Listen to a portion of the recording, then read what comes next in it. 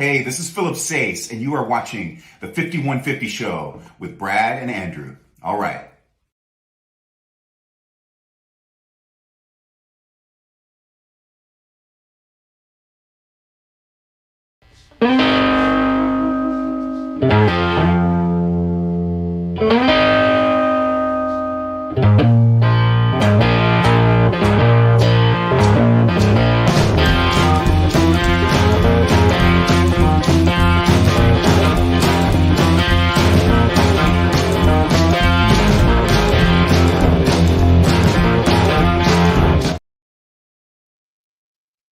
Tick-tock, time to rock. It's the 5150 Show, and we got the rock professor with us, Brad.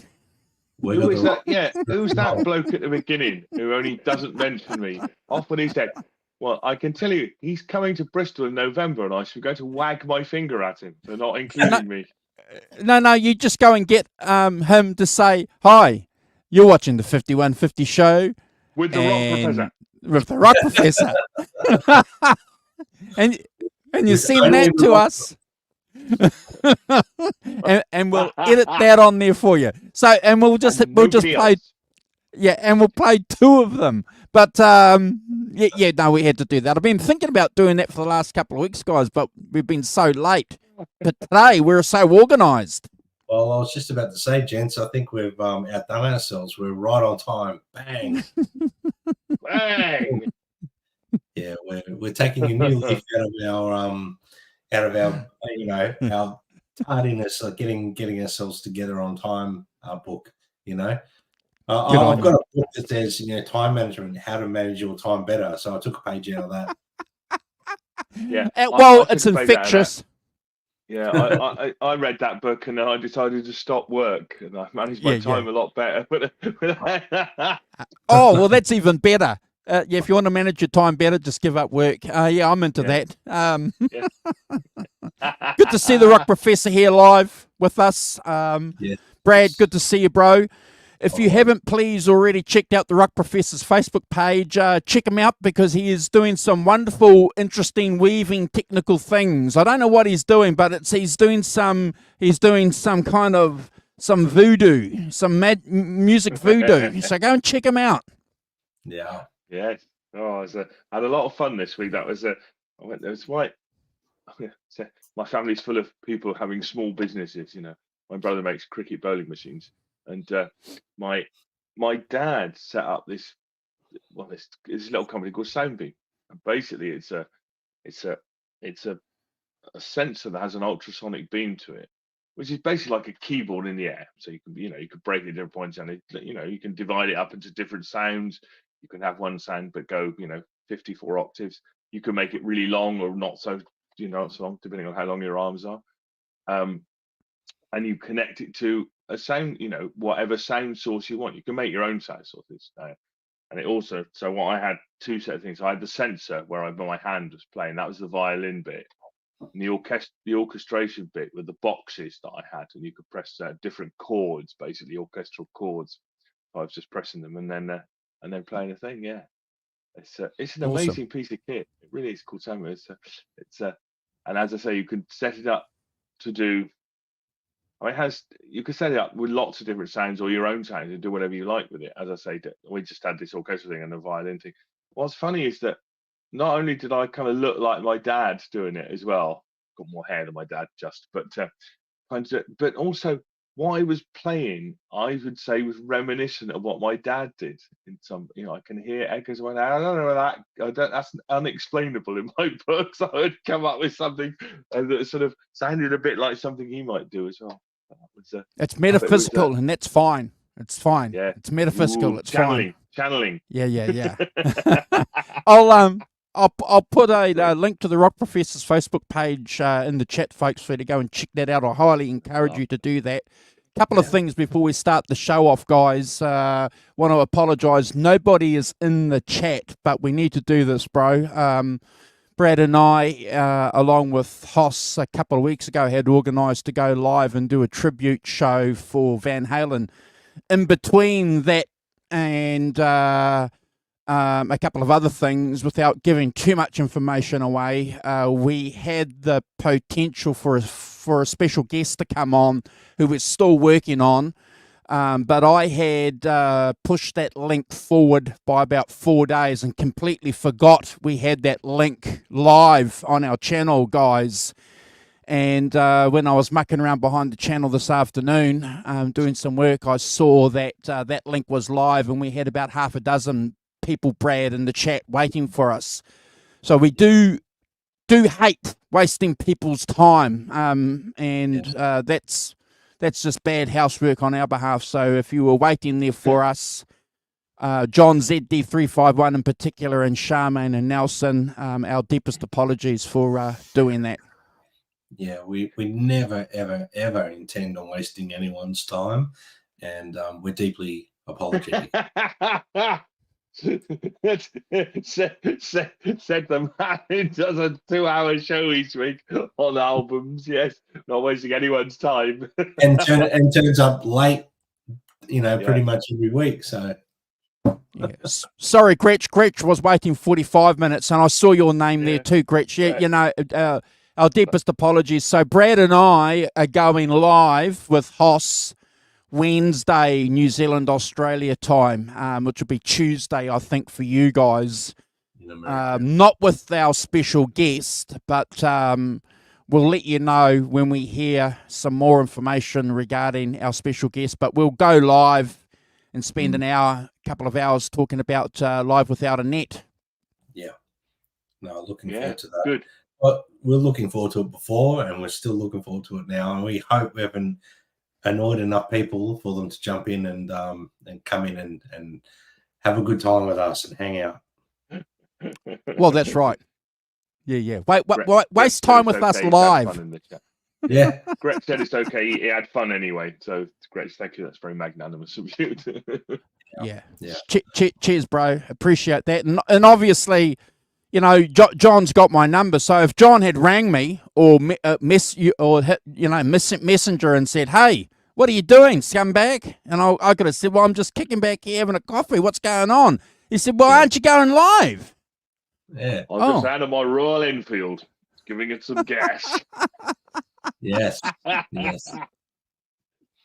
Yeah. What time? Highway. And if John, what time? You watch back, please feel free to message us anytime, my friend. Anytime. Yeah. We're going to go live around about 5. We'll see. It'll be maybe 6 p.m. Brad for you. 6 p.m. for you. Yeah, but I'll repeat ourselves again. If you really want to know the exact time in your time zone, the best thing to do is to go onto the YouTube channel, look at the time card for the show, and it will give you your exact date and time. You can set a notification and it'll remind you. So yeah, that's the best way to do it. But yeah, I think it'll be about 5:30, something like that. Yeah, you hit that notification button. Making sure. Yeah, you hit that because we have to have a chat with Hoss, so it may come back a little bit later. We may start. We may start a little bit later. Yeah, we don't know the time yet, but we'll know by Monday, Tuesday. Yeah, 100%. Cream's trekking along last week, guys. I'm always happy to see Cream ticking along. It's always good. We had a great show. Good comments on there. And I got a couple of messages from a couple of guys that regularly leave comments, and they said Brad and Simon, one of our best shows ever. Wow, that's great. I'm glad you enjoyed it. Yeah. I didn't kind of feel that it was, but when Derek Clacton says that it's a pretty good show, and Jim said it was a great show. Got a message from Jim as well. Really nice. That's great. Well, hopefully every show we do moving forward will be at that level of appreciation for everyone. Well, we do look forward to catching up with Hoss anyway this Wednesday, folks. So please, again, we're sorry for wasting your time. We'll kick off. Rock Professor's going to do a shout out, and then Brad's going to introduce the album. Yeah, just a quick one today. Just a quick one, guys. Happy birthday to Freddie Mercury this week. One of my son's favorite singers, so I thought I better wish him a happy birthday and Brian May as well. He had a little bit of a health scare, similar to Oh, what happened to me. He had a stroke. So I know he had Brian May was saying that his hand, he was having trouble playing and stuff like that, but hopefully he's on the road to recovery now. So all our prayers and good wishes to you as well. So we wish you the best. Wish you all the best. And just to anyone that's going through some medical issues at the moment, lots of prayers and best wishes to you. You know who you are. You know who you are. Yes. Yes. But yes, we are doing an amazing album today, guys. Andrew, you're on. Is your camera muted? I think you must be preparing yourself for the show. Are you doing your makeup? He's doing makeup. Yeah. I'll do a quick shout out to people in the chat whilst Mr. Walton has probably run off to get himself a drink. Yeah. We've got good morning, Ellen. Of course. Good morning. How are you, Phil Byers? Morning, Phil. Gretch Zeppelin. Morning, Gretch. Got Johnny Heartbreaker as well. Morning, Johnny. Hope you're well. Good to see you. Helene O'Hara. Morning, Helene. How are you? And I think that's everyone who's made a comment. So, if you want to make a comment, we can shout you out. So there are 12 people watching. But thanks for dropping by again, team. And he's back. The boss is back. Yes. Had to get a Coke. And thank you for joining us, everyone. I was right, you see. We were saying you're going to do your makeup. You forgot to do your makeup. Dye my beard, bro. Dye my beard. Not on this show. I've got a mate who dyes. I've told you guys this before. I've got a mate of mine who dyes his, and I give him shit. Well, you know what? If it makes him feel good, then so be it. You know what I mean? Yeah, I know, but still, I have to give him shit, bro. You know, I've got to do it. It has to be done. Yeah. Well, we understand. You have to point out other people's vanities, don't you? Because that's half the fun of it. Yeah. It's just a nice, good bit of heckling, never hurt no one. So that's right. That's right. Back in the old days, you used to heckle a lot more. People are a bit too sensitive these days. So bring back the heckling. Have a bit of fun. Well, you know. Yeah, he says to me, not everybody wants to look like an old man like you. I said, thanks, man. He got you well. Well, truly back, so yeah. Oh, yes. Obviously, he can give as good as he gets, yeah? Oh, yes. Yes. Well, guys, today we've got a wonderful show planned and a magnificent album by Joe Bonamassa, Different Shades of Blue. You guys have obviously done your homework. I'm hoping everyone in the chat has done their homework as well. I've had a real good time listening to this album in depth this week, and it's always been one of my favorite Joe Bonamassa records when it was released about 10 years ago. And I just looked up, coincidentally, it's the anniversary of the release this month. So we picked it well, guys. We got 10-year anniversary of this record. It feels like yesterday when I bought this record on CD. It doesn't feel like 10 years ago. We're talking about one of, I guess you could possibly say, one of the greatest, contemporary blues artists of our time in the year 2000s, at least, and following the footsteps of the greats. So if you guys are ready, I'll go through the introduction I've got done for the record, guys. All right, so Different Shades of Blue. It's a pivotal album by Joe Bonamassa in his discography. By this point in his career, I don't want to go too much into the history of Joe Bonamassa. I'm going to really highly recommend that you go and watch a show that he did, a documentary called Guitar Man, and it really does a deep dive into his career and everything that got him to that point at Royal Albert Hall, and then past that up until his they're fantastic. So Andrew's just put up the flyer or the poster for Guitar Man. So if you guys are interested to see a magnificent documentary on Joe Bonamassa. Well and truly worth going to watch that. I watched it again today with my partner, and we thoroughly enjoyed it. And she even said, "Who is this guy? He's amazing." You know, she didn't really know him. So it just goes to show that, you know, at the very start of the documentary, they talk about how he's the highest selling blues artist of all time. He's outsold Stevie Ray Vaughan, Eric Clapton, all these amazing artists. And he's still relatively unknown, I guess, outside of the blues world, but well and truly known within the blues world. And this album, like I said, it showcases his maturity at this point, not just as a guitarist, but as a recording artist, a songwriter. It's his 11th release. It was released on the 22nd of September, 2014, and it was recorded at the Palms, Las Vegas, and Nevada, the Cave as well in California. So obviously a few studios were used within the recording of this record. Previously, Bonamassa, you know, he'd long been known for his guitar virtuosity within the blues scene, often drawing comparisons to guys like Eric Clapton, Stevie Ray Vaughan, Eric Johnson, just to name a few.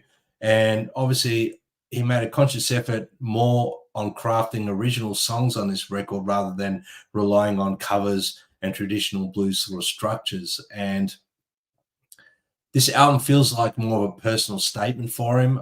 He's obviously really trying to cement himself as an artist, a blues artist here, with each track representing a different sort of facet of Bonamassa's emotional, for lack of better ways of putting it, his landscape, what he's gone through up to this point in his career, with his personal life, and you know, with obviously being a struggling or hard-working blues artist. And I have to say, he probably is one of the hardest working musicians in the last 20 years. He's always performing, he's always recording, he's always doing something. So his earlier work often leaned heavily on blues covers.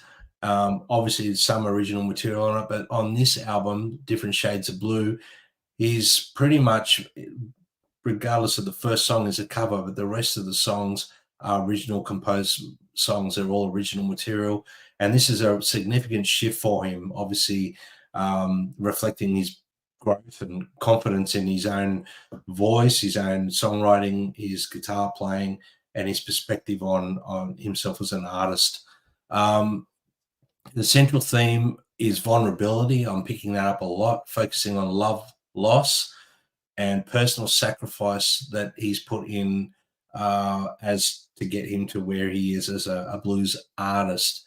His songwriting shows emotional growth on this record. He's exploring his personal and introspective sort of themes beyond traditional blues themes. I guess, you know, the album title does highlight that. There's an emotional complexity suggesting sadness of many forms, not just one type of blues. There's different shades of blue. And obviously, I love the title name. I think it's fantastic. The album emphasizes on the blues, but it's more than just a way of life for him. It's in him, but there's more than just blues on this record. There's a lot more depth to the tracks. Tracks like I Gave Up Everything for You, Except the Blues, and Different Shades of Blue, they highlight the constant presence of the blues despite life's changes, but they combine traditional blues with modern rock, and I'm hearing some, you know, psychedelic sort of things going on within the songs as well, which is, you know, I guess leaning back to a lot of his British British electric blues explosion themes and whatnot, that he's quite, you know, he's a big fan of Eric Clapton. We all know that, Jeff Beck, Jimmy Page, but he's also a big fan of B.B. King, whom he opened for back when he was 16 or 12 or so. I can't remember what it was, but 11, 12. So it, obviously there's a lot of mix, and without sort of giving away a lot of my rankings and that, you can hear a lot of these influences there, but you can really hear him pushing to be his own artist and not just a blues artist, touching on different types of music. Kevin Shirley, wow, his polish, his production. There's rawness. It's got that contemporary sort of blues flair, but it's also got such a solid sound. I think this record is a phenomenal sounding record. I would love to hear, records of the past recorded in this way to get that sound. There's just some phenomenal drum, bass, and guitar sounds. Vocally, his voice sounds phenomenal on this record. I think Kevin Shirley has been a big part of Joe Bonamassa, the brand, who he is, and the artist and the recording artist that he is. In conclusion, guys, I think Different Shades of Blue is a personal and introspective work for him. It signifies his growth both as an artist and as a songwriter. Guys, I'm really interested to hear how you guys, maybe first heard of Joe Bonamassa, and if this record was on your radar before I mentioned us to do it. So I'll start with either one of you gentlemen. Who wants to go first? Who wants to dive in first? Oh, we'll go the sequence of the Rankin. So Rock Professor. Okay. Well, yeah. I mean, I'm a bit of a. I didn't really know anything about Joe Bonamassa until guess about 4 or 5 years ago, when it kind of started going into YouTube and kind of and he starts to appear, and and you hear people talking about him, things a bit, so, and then go off and investigate, kind of thing, and see what it's about. Things come up in your feed, and various songs and things, and but I think the thing that I made the most impression on me was there's a documentary on YouTube. It's a kind of 3-part thing. It's called "The Man Who Broke the Music Business" or something, or one of that. And it is a fantastic documentary about the way that they arrived in whatever it was, 2000 and whatever, 6, 7, and kind of and they had $10,000, so they put it all into Blues Deluxe Volume 1. Wasn't Volume 1 then, but they put they just put their last amount of money into it, going and recorded it in as we like our favorite things, record it in 10 minutes, kind of thing, and put it out, and his kind of revitalizing career started from there. The other great thing that he did in that documentary that they decided they were going to do everything themselves, because they discovered that promoters would only book them into the same places they played before, and so you're never going to get out of clubs if somebody will only book you into the club you played last time, similar capacity and stuff. So they did an experiment. I think they did it in Florida. They hired, same town, but they hired the hall, kind of 1,000-seater hall, not a 500-seater club. And what they discovered was that if they did it themselves, that time they got like 600 people. They didn't sell it out, but they got 600 people. So they got more than they would have done in the club. Plus, you've got your name over a theatre, and people go, "Oh, look, he's going up in the world. He's now playing the theatre," kind of thing, and it's a kind of, it becomes a self-perpetuating image that you perpetuate, yes, that goes on, where you're saying, well, like, look, I'm now playing theatres, not clubs, and then so more people will come and see you because you're playing in the theatre and things, and it has a rolling effect on his career, which is I mean, it's a really interesting, the way that him and his manager, and he's been with his manager for 25 years or something, 30 years, Roy Wiseman, he's called, and Kevin the Caveman. Yep. And basically it's those 3 people that are, the Joe Bonamassa organization. He's the artist. He's got Roy's the manager, and Kevin Shirley is the the recording guy, and that's how they've organized it, and it's clearly worked out extremely well, for him, the last, but no, and the other thing that I, that the story is that they did the Albert Hall as well. They did the Albert Hall in 2009. Yeah, again, it was last throw of the dice. They filmed it. they just threw everything and they got Eric Clapton to come and play. You know, famously,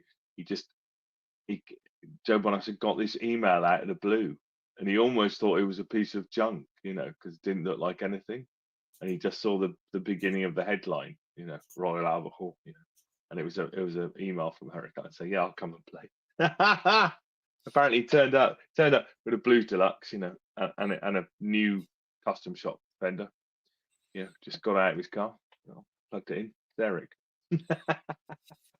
Yeah, That's a fantastic story. But if you want to know, in a sense, that blueprint of doing it yourself, of kind of, you know, not relying on a record company to do anything, I think is a blueprint for musicians today. And you can see, he's, you know, he's I know. definitely, and he goes a lot into that documentary as well, Guitar Man, which is really, really eye-opening, because even now Joe will go live on socials and talk about you know, how important it is for artists these days to actually own all their masters. For when they're recording, you own your masters so that you are in control of the money and whatnot. Well, you've got the masters, they're yours, it's your property. But Joe Bonamassa is also, you know, since 2020, I think he started a foundation which he talks about as well in that documentary, Keeping the Blues Alive. Blues Alive, and he records independent artists, and he actually helps push blues talent, young blues talent. So I think that's he's giving back for the success he's had, which is phenomenal. And I think you know, a lot of artists in the past have done that, and you know, and continue to do that. And I think that's a wonderful thing to do. You know, he obviously knows he can do that. He's got a business mind as well, so he's a very smart man. Very smart man. I also think he's, you know, but I think he's pretty well regarded as well. I mean, I think on those other, you know, the amount of blues albums that he produces, you know, for Eric Gales and you know, lots of other people, you know, with Josh Smith, and you know, clearly doing that, and he does the Keeping the Blues Alive cruises, and he clearly gets all his mates to come along, and you know, and bands, lots of different bands, you know, gives them all a punt, and he raised a lot of money in the pandemic, didn't he, for bands to get back on the road.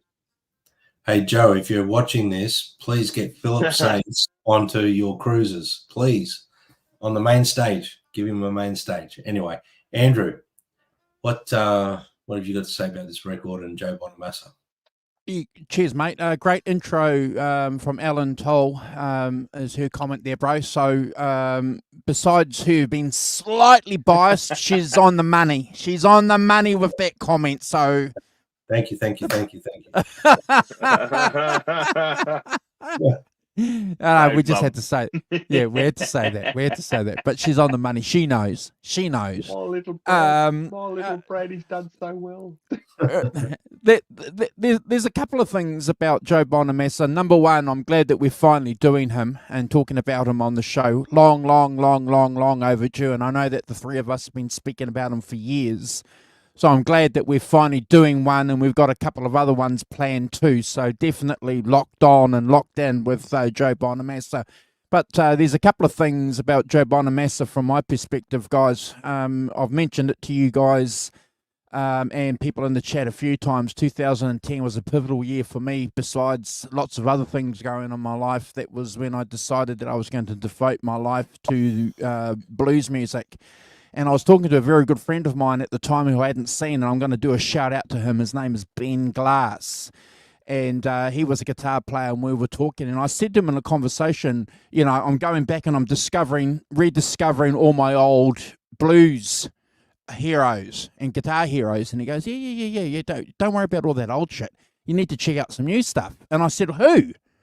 You know, so just think about this in 2010. It's a long time ago, folks. In 2010, you know, give me some names of some contemporary blues artists, you know, that you're listening to. And he gave me a copy of Blues Deluxe that the Rock Professor spoke about. And I took that home, or put it in my car, I think, Brad, and listened to it and was blown away completely by Blues Deluxe. So 2010 was when I became fully aware of Joe Bonamassa and have been a fan of ever since. All his records are worth listening to. The stuff that he's done with collaborations that you guys have mentioned. And I'm glad that you've mentioned about his charity quote unquote work, charity work, his foundation, because again, one of the reasons why he's done that, he's picked up on that, is because his other heroes like Eric Clapton have done something similar with the Crossroads thing. You can't be an artist, you can't be a musician, you can't be a person or a business person in this world, guys, and take without giving back. That's his philosophy. He speaks about that, he talks about that. He makes a lot of money, don't get me wrong, Brad and Simon. You know, he works hard for his money, you know, and 59 Les Pauls, yes. you know, and also, you know, smart enough, Brad, and clever enough, but gifted enough for other companies like Gibson. We're all Gibson fans here. For Gibson to get behind, how many signature Epiphones has he got?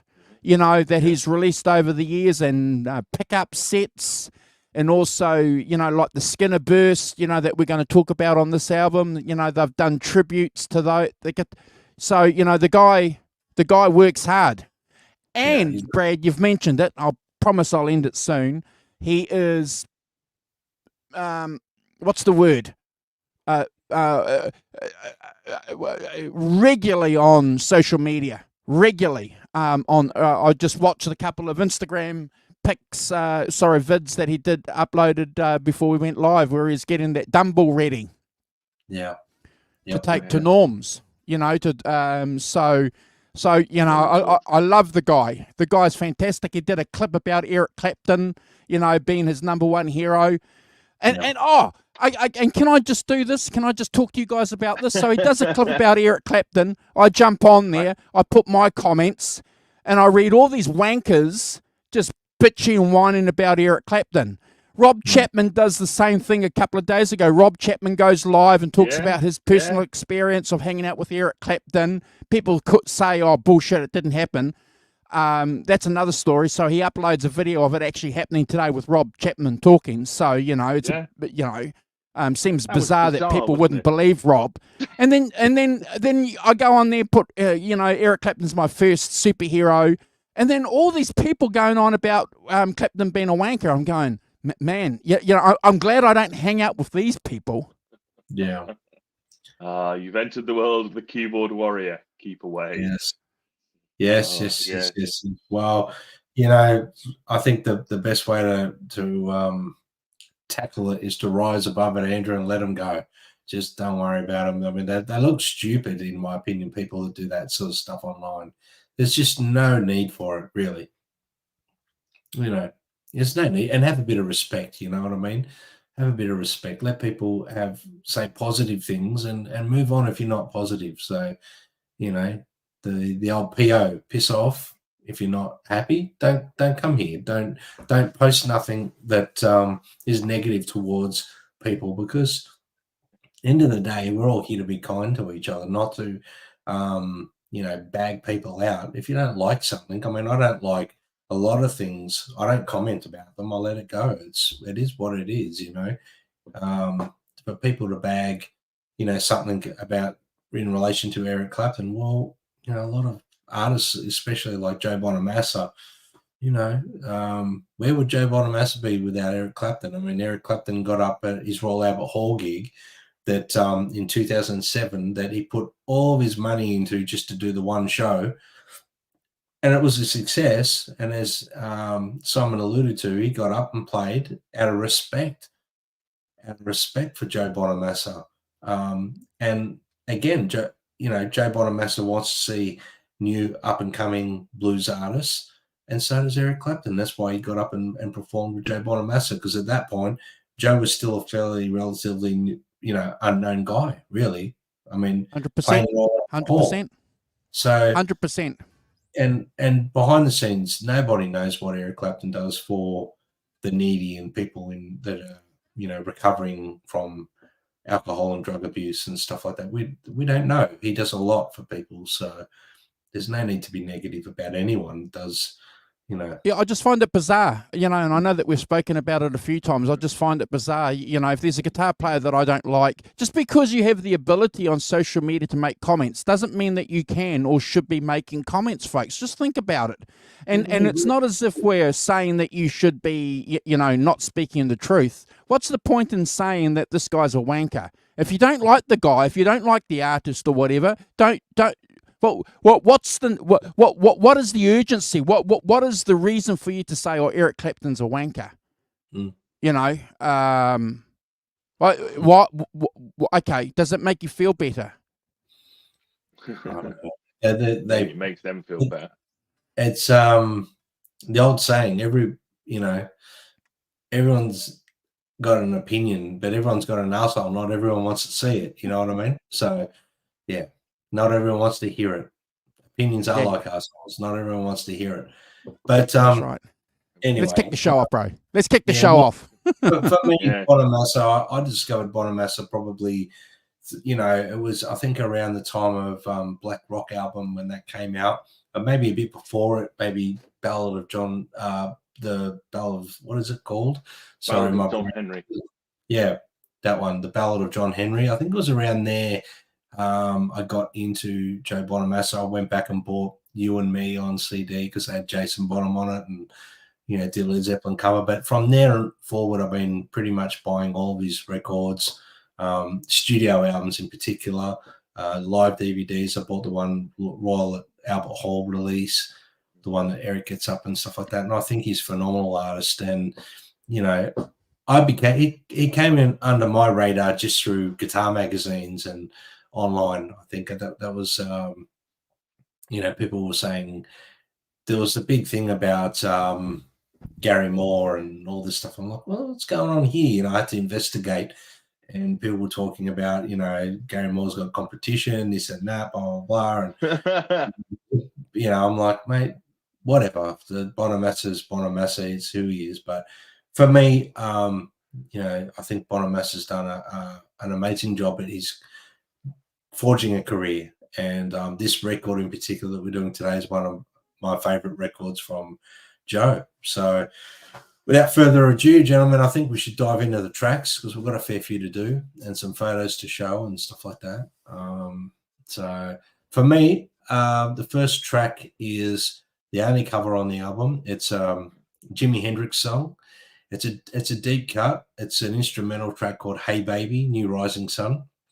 And I've always loved the Hendrix, the versions of the live versions of this and the version of New Rays of the Rising Sun and all the bootleg Hendrix stuff. I've always loved this song, Hey Baby, New Rising Sun. I've always thought, what a beautiful piece of music that he's come up with. And I was so pleasantly surprised to hear Joe Bonamassa play it. It's a short instrumental. It's definitely his connection and love for Jimi Hendrix. He pays homage to Jimmy on there. It's one of his greatest influences, we know. It's got a blending of blues, psychedelic rock. I think it's an interesting choice to open a record with an instrumental, guys, and it signals his intent to explore uncharted sort of territory, I think. It's, as we know, the track is atmospheric. It's got a lot of earthy sort of ethereal sort of sounds going on. The Jimi Hendrix one, it's got all univibes and all that stuff. But Joe's got a very clean tone. It's very beautiful. It's a bold choice to start it. Like I said, it's a fantastic sound. I mean, from the word go, this record sounds absolutely phenomenal, and the sounds on this are fantastic. His guitar tone is incredible. It's a short little instrumental. It's like a little welcoming piece on the record.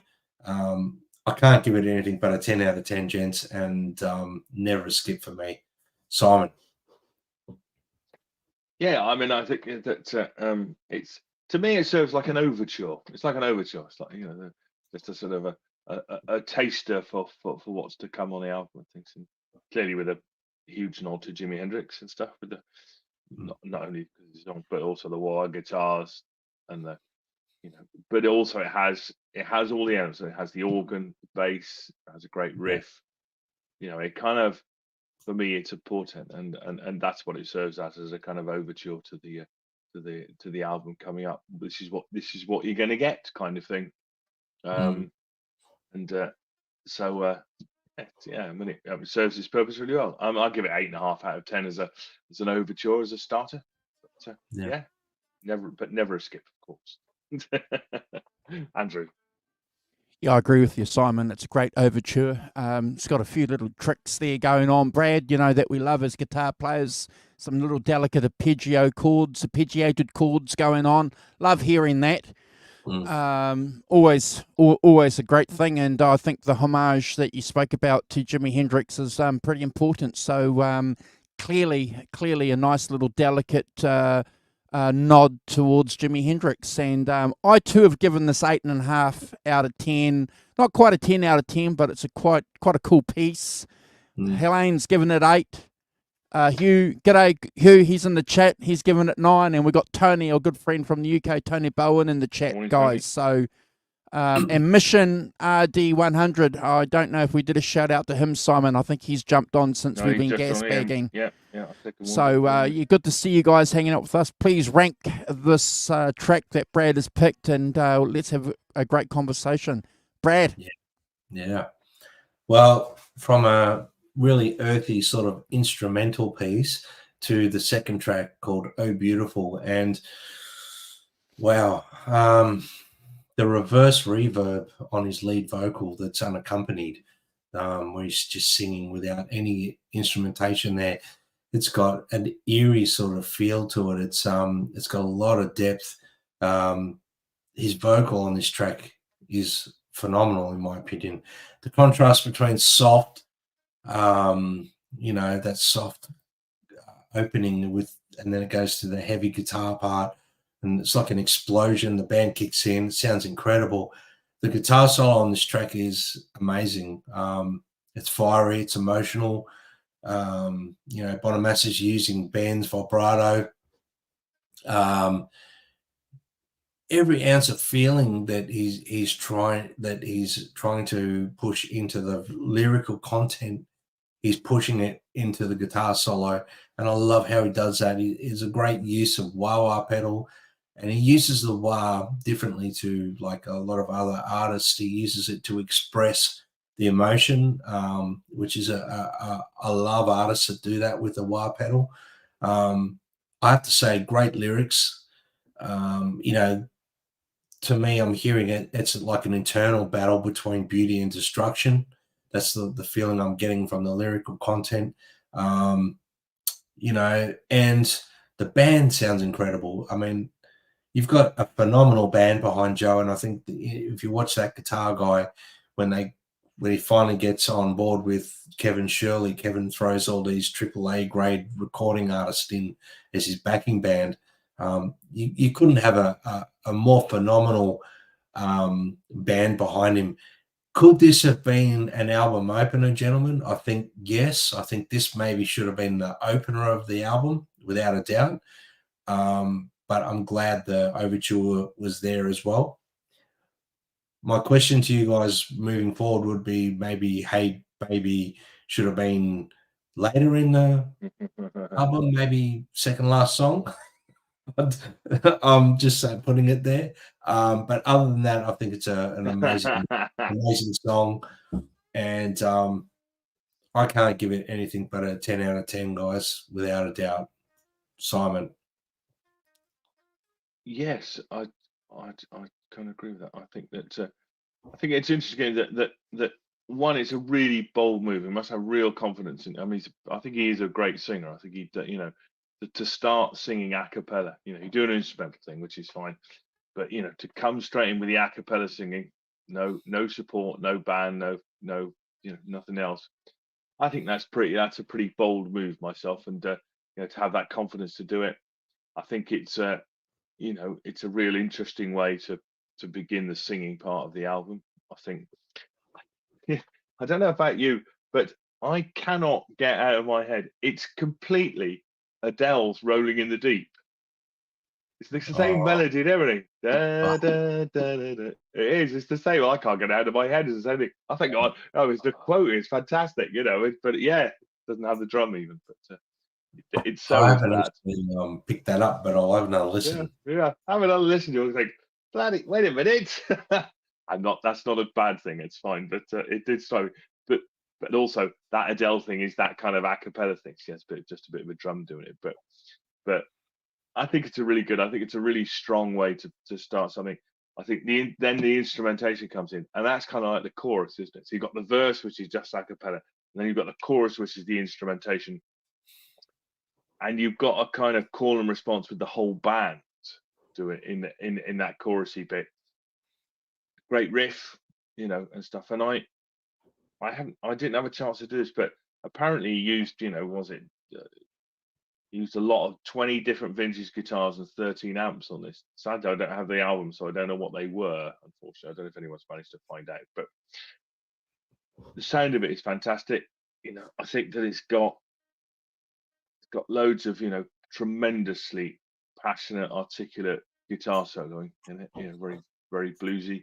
Again, showcasing what you're going to get, what this album's about. As you say, Brad, an original song as well.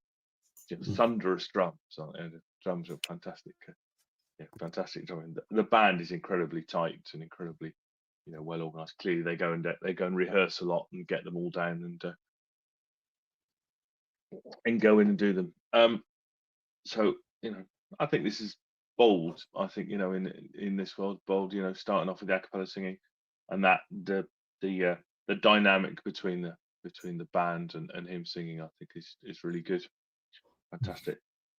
Lots of cymbals, feedback, all sorts of stuff going on in it. So to keep the interest, a 10 out of 10 for me, never a skip. So absolutely one of the best songs on this album. It's really good. Andrew. Helene reckons there could be a lawsuit there. But the reference that Simon makes to Helene, to Adele, I wouldn't have a clue. Never heard a song of hers, so I wouldn't know. Don't even know the song. But I'll tell you one thing though that I am picking up. Rolling in the Deep. I've played it in bands in the past. Yeah. Oh, okay.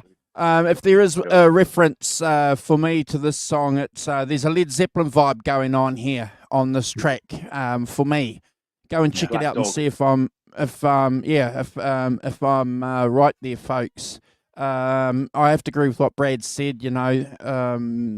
The vocals from Joe, it's incredible, and he gets better and better as the album gets on.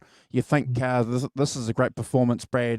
There are some other tracks later on which are just mind-blowing. And I like the guitar work too. Obviously, again, without giving too much away, folks, the guitar gets better and better. So if you're blown away by what you're hearing on the second track, and I've given this a 10 out of 10 too. So I was kind of thinking, Brad, it'd been about 2 years since I heard this album through, and I'm thinking, I might be giving this everything might be a 10 out of 10. Yeah, but no cat's out of the bag yet. But definitely 10 out of 10 for me. Great song, and I think the song, what the Rock Professor said too about him being bold and going forward with this track on, within the opening realms of it is, pretty positive, Simon. A guy that's cocky, and we always like that because rock and roll's about swagger. Yes. Brad. Wow. Well, we're off to a good start, gentlemen. The next track, Love Ain't a Love Song. Wow, what a track and what a sound. The bass line, the drum groove, so strong and solid sounding, and the if you want to talk about a really well recorded album, capturing the instrumentation really well, Kevin Shirley's done that. The drums sound phenomenal, the bass sounds phenomenal, the guitars, the vocals, the keyboards, it's just incredible, this song, the way it sounds. It's got a funky groove to it. It's got a good blend of styles in it as well. It's got blues, it's got soul, it's got a bit of funk, it's got brass in it, it's got, you name it. It's incredible. We hear some really sort of sharp guitar lines from Joe Bonamassa in this as well. And I love how Bonamassa's using a Strat in the middle position. Which, if people don't understand what that is, you've got 3 pickups on a Stratocaster, and the predominant pickups that people use is the back one, which is a treble pickup, or the neck pickup, which is more of a bassy sort of sound, and the middle pickup gets lost a little bit unless people click it, like, so it's a blending one and 2 together, or 3 and 2 together sort of thing, that out of phasing. But clearly it's just in the middle for me, and I love that. Clapton does that a lot too, and I think that's a phenomenal sound that he's got on the guitar. It's a really catchy song, this one. It's got a catchy melody. The chorus has a great hook. You talk about writing great songs. This guy's really honed in on his songwriting on this album, and I think this is a phenomenal track. The theme, it's like a cynical sort of take on love. That's what I'm taking away from the lyrics. Disillusionment from stuff that can come when love is shattered, I think, is what I'm thinking. The song shows off his ability, to craft narratives and connect with the universal experiences of what I've written. And it's got a real infectious rhythm, catchy chorus. It's one of the more accessible tracks on the album. It's showcasing his versatility in crafting blues with contemporary sort of music and giving it a twist. I love the brass and the organ.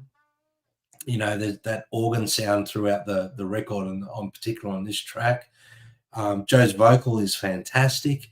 And I have to say, this is an incredible guitar solo. It's blues. It's on steroids. It's blues power. And it's got that amazing little Thurman sort of effect at the end there. And I think of the solo, and I love how that brings in the singing again. It's just phenomenal. The recording process for this album is a big plus, but the songwriting is what makes this album so fantastic. And this is my first 100 out of 10, guys, and never a skip. I think it's the second best song on the album. Simon. Wow. Yeah, that's interesting.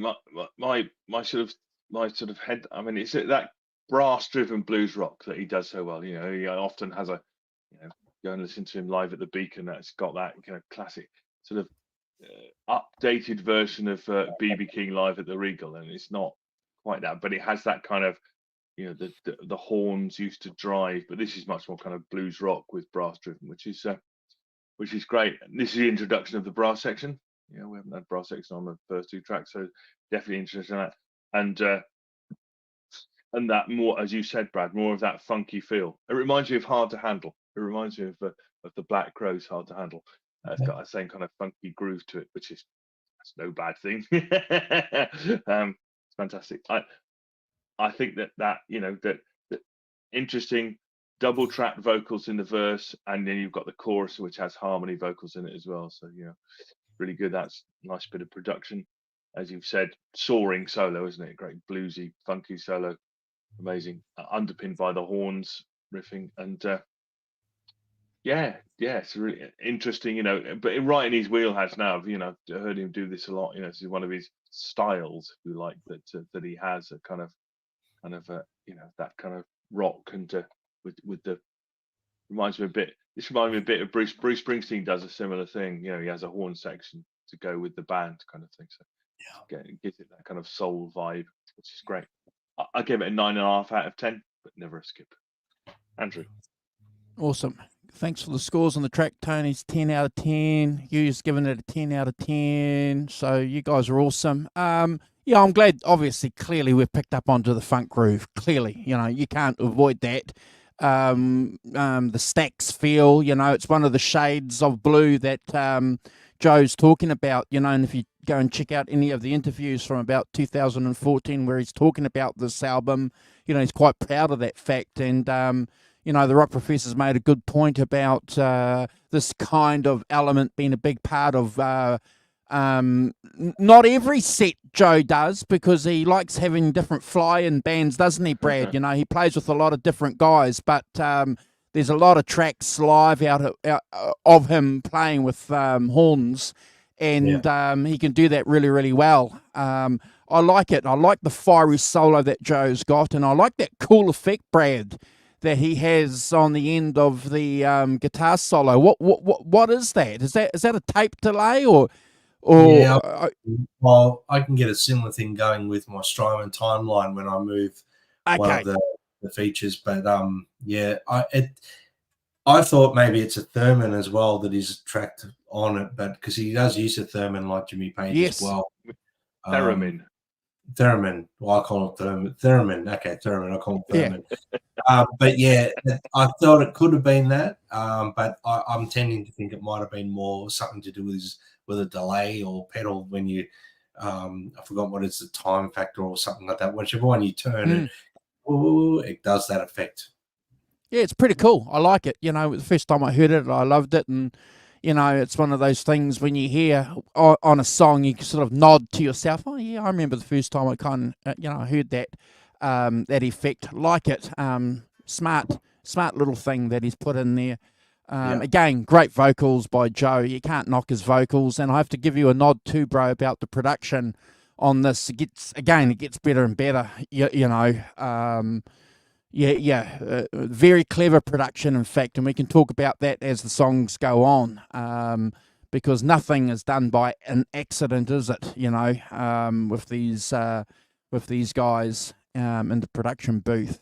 I've given this a 9 out of 10, guys, and quite surprised actually, Brad, that you've given it a Brad score. But I kind of see why you would have given it a Brad score now. I'm kind of wondering if you guys didn't give it one.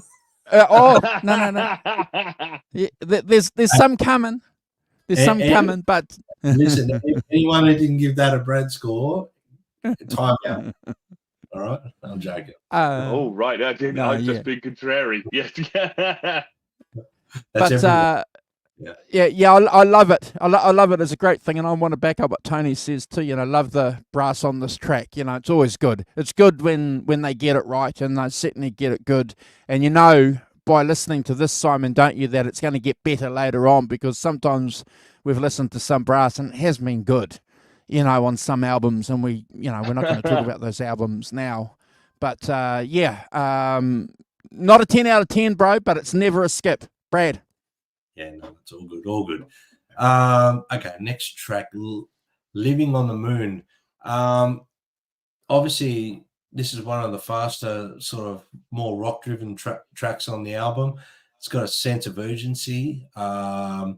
It's contrasting, obviously, to the previous tracks at this point, and it's a more introspective sort of song.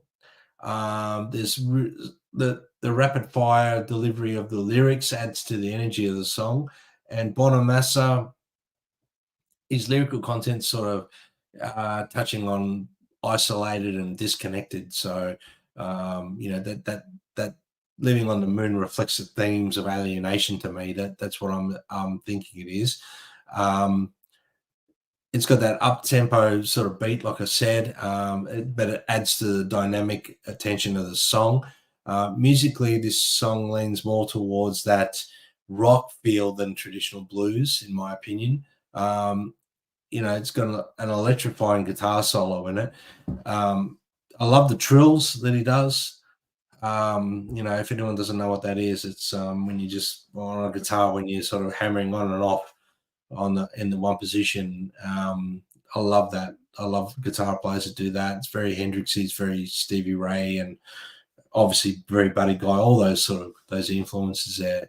The solo, it's blistering. I love the use of harmonics that he puts there.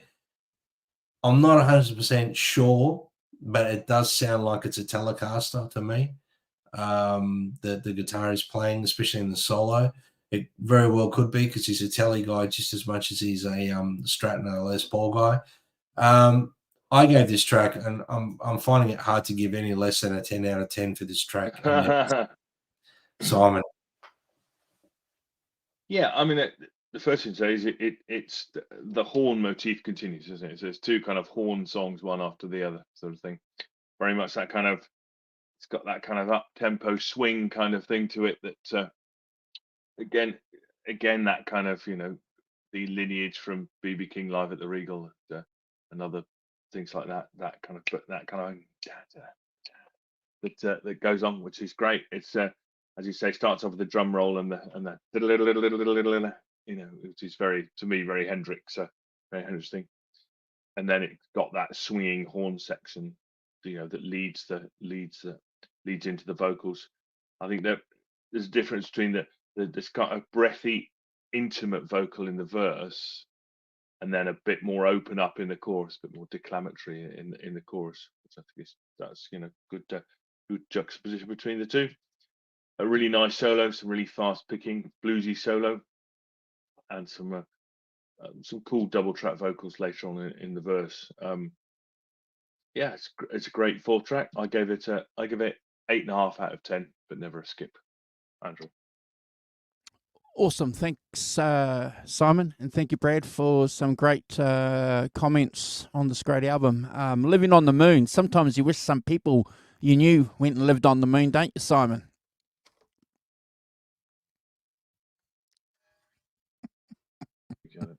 You do. Yes. Yeah. We're not going to live on the moon. Okay. Go and live on the moon. That's a nice way. Yeah. Nice way of saying some. There's no way. Look, I forgot how cool Reese is. Yeah. I forgot how cool he was, Brad. I knew that Reese played on this album, and then, you know, after listening to this track, realizing how cool he was is as a musician and what he provided, and the way that he just provides that atmosphere and that foundation on this track. You know, I just love it. I think it's fantastic. The horns as well. And I love the low-key vocals that Joe has on this track. You know, he's not, you know, one thing that I've noticed on this album is he's not letting it out like he does, for example, on half the tracks on Blues Deluxe, you know, where he's ripping his vocals. You know, he's actually, it's almost like he's graduated a little bit. No disrespect to Blues Deluxe, it's a great album, but it's you know, it's like he you know, graduated as a singer, clearly. And on this track, he's just brought it down a little bit, and I like that low key effect that he has. Smart move, again, clever production. Brad, I've given this 9 out of 10, bro. Not a 10 out of 10, but I promise some are coming.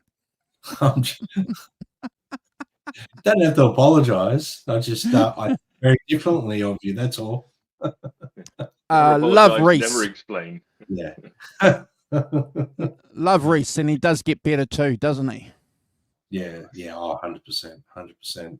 Yeah, give Reese a lot of credit. He's a phenomenal musician, and obviously, you know, playing for Stevie Ray Vaughan doesn't get much better than that. So, you know, he's in a good position with Joe as well. So fantastic. Next track, Heartache, follows wherever I go. Again, another one of his more emotionally raw songs on the album. I think that's got like a slower, deliberate tempo to mirror the weight of the heartache described in the lyrics. The guitar tone here is rich, warm. It's got a saturated tone. It adds a lot of weight and depth to the track. Great keyboards I've put here. The band is sounding amazing. Bonamassa's vocal performance is understated a little here, like you mentioned in the last track, Andrew, but effective and allowing the emotion to seep through without being too dramatic with his vocal. The song feels, you know, he might be drawing from a personal experience here, which I'm tending to think Joe, as a songwriter, he does that. And if you watch The Guitar Man, I know I keep referring to that. He talks about that when he's recording some of the songs and that after he had a heartbreak. So the extended guitar solo in the middle of the track is a highlight. There's a lot of expression in it. That pain and longing, which is conveyed in the lyrics. Great wah-wah work again on the solo. The tone is incredible, and I love the track. I've given it a 9 out of 10, gentlemen, and never a skip. Simon. Yeah, it's kind of medium tempo swing, isn't it? Reminds me of Gary Moore. That's what struck me when I first heard it. Kind of very much kind of in that vein of what I think of Gary Moore doing. We've done some Gary Moore albums on here. That with the riffage and as you say, the guitar solo with a wah wah. That feels like Gary Moore as well, kind of blazing away, kind of giving it everything. I like the fact that the guitar, that he plays the guitar with the singing. It's not a call and response. He's just playing it. He's playing, a harmony line with the guitar. So that's a really good effect. And I like that later on the guitar plays against the horns in a kind of call and response with the horns, which is great. Kind of a different take on that call and response thing.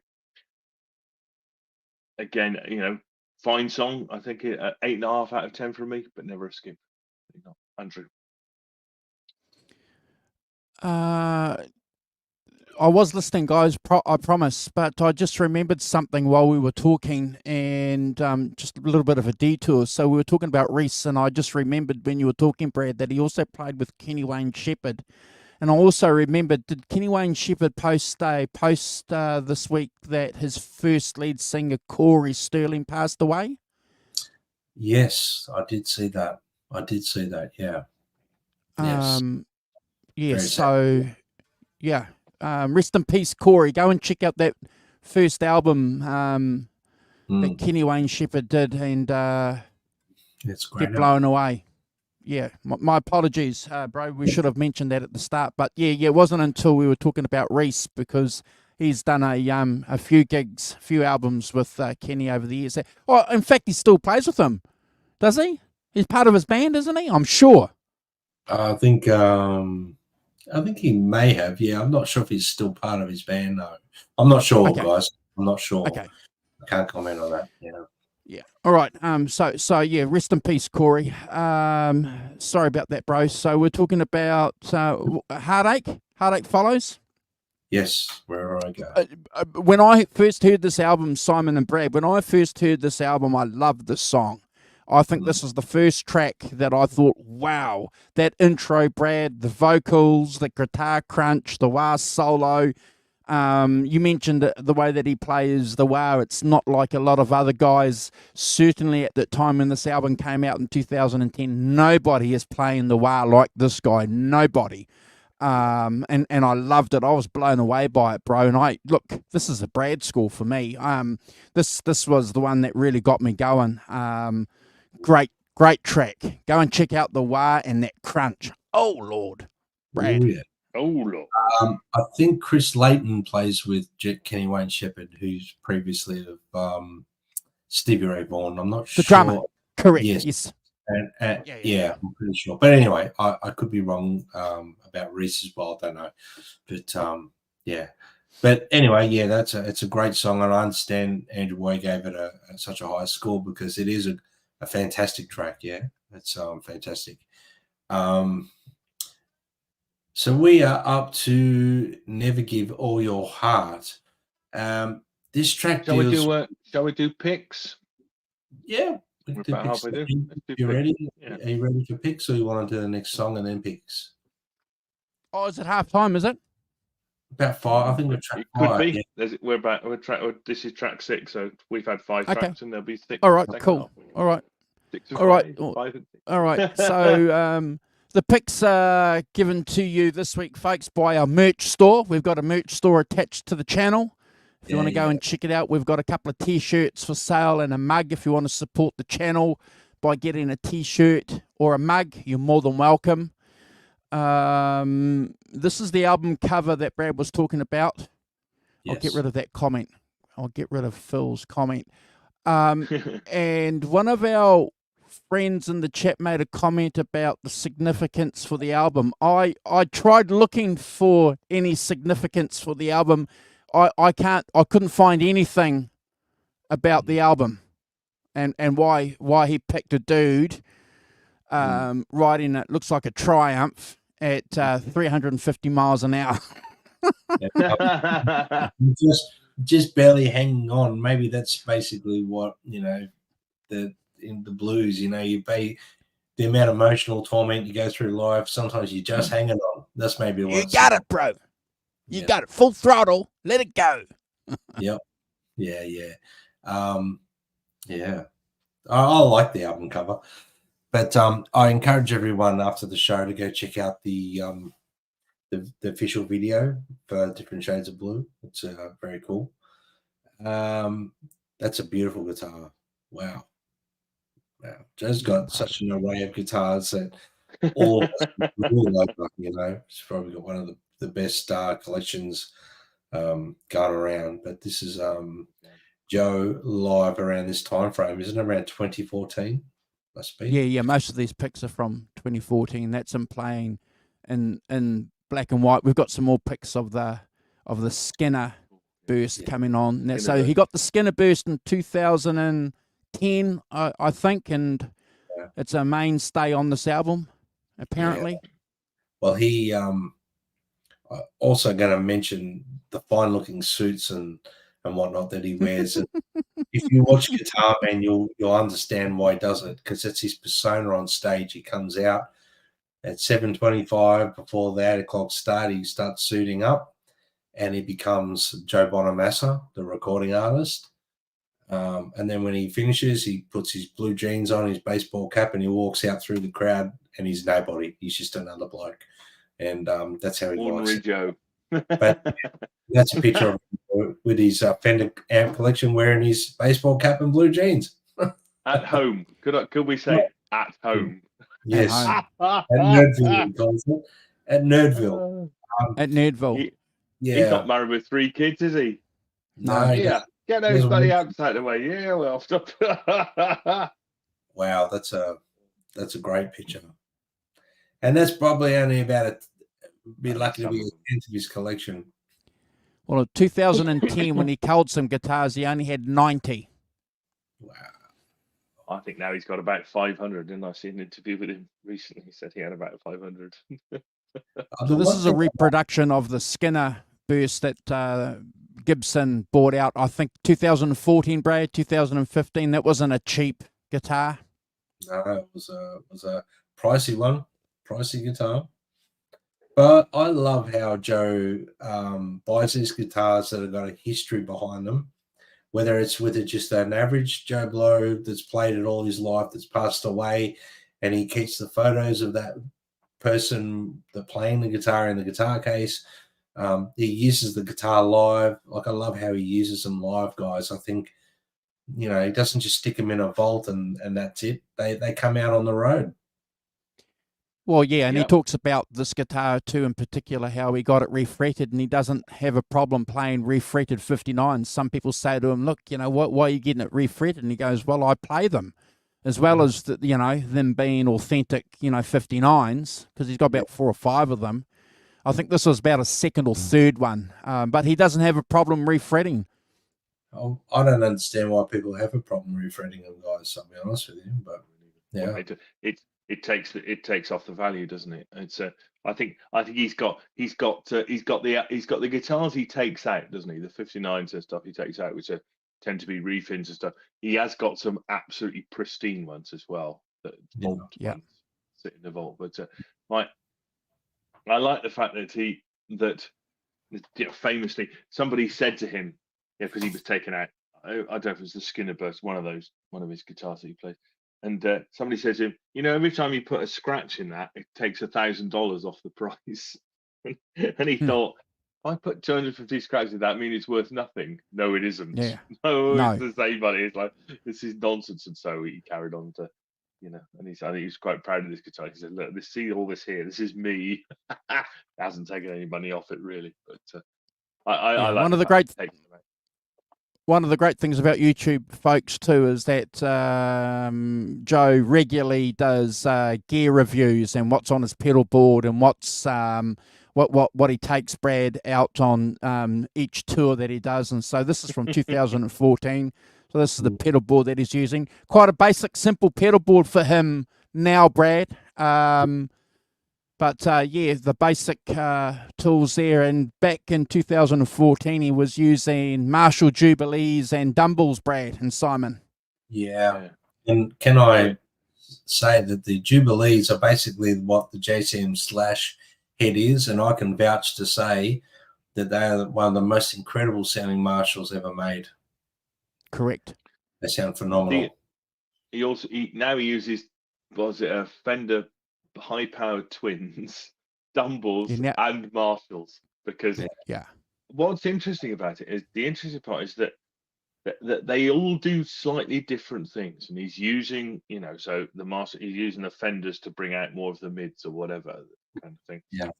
And he's using them, so it's not just for the sake of it. It's a bit more than that. There is a sonic reason for doing it. So about the way that those amps play and what they sound like, and filling in the gaps that some of the other amps don't play and things. But he does say that if he's having a good night, it's all fine. And then he said the Dumbles particularly are very, very extraordinarily articulate and pick up on everything. He said if you're not having a good night, turn the Dumbles off and just have the twins and the Marshalls. They're a bit more forgiving. Apparently, the Dumbles are not hugely forgiving on the mistakes front. Right.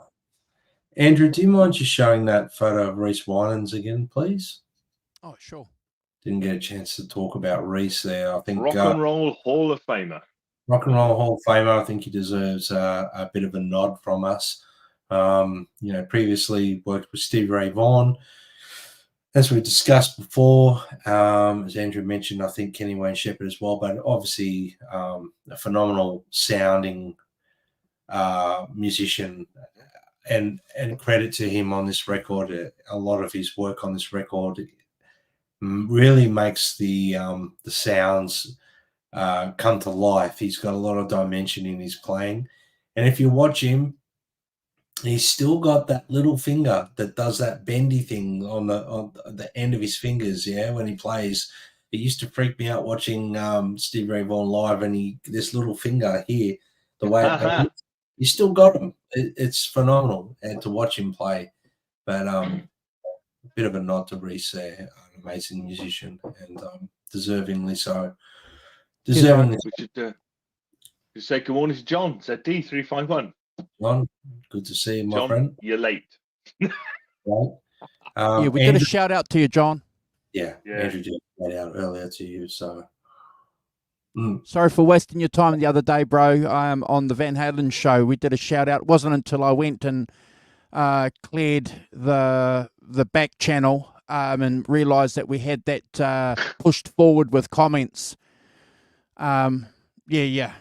Long story short, we were supposed to have a special guest on to join us, and I'd forgotten that we'd left that open. I should have privated that link, Brad. I'll remember next time. Yeah, come on, lift your game, Andrew. Come on. Cheers, bro. Cheers. I blame Simon. Yeah, I'm sure John's going to slap you around for that later too. Don't worry. Mm-hmm. You don't want to upset John, mate. He'll knock you out. All right. Yeah. Yeah, it looks like a clon on there. Yeah, and that'll be a real one. He's probably got about 10 clones.